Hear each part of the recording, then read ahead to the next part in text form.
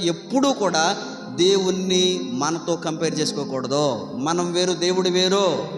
కుమ్మరి వేరు, కుండ వేరు. మనం కుండలో, దేవుడు పరమ కుమ్మరి.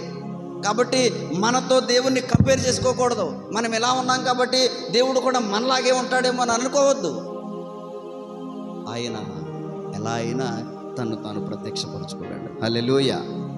ఒకవేళ నేను చెప్పినటువంటి సాక్ష్యము గనక, నేను చెప్తున్నటువంటి మాటలు గనక ఒకవేళ అంత కరెక్ట్గా, అంత సత్యంగా అనిపించట్లేదండి అని అంటే గనక దానికి నాకు వ్యతిరేకం కాదు, నేను చెప్పిన బోధకు వ్యతిరేకం కాదు, దేవునికి వ్యతిరేకం. ఎందుకంటే దేవుడే చెప్పాడు, నేను ఒక్కడనే దేవుణ్ణి అన్నారు. లేదా ఆయన నేను ఒక్కడనే దేవుణ్ణి అన్నారు.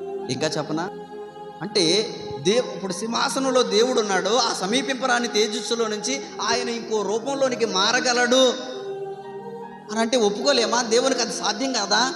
దేవుడు అలా చేయలేడా? అది సాధ్యపడదా? దేవునికి అసాధ్యమైనదంటూ ఏది లేదు.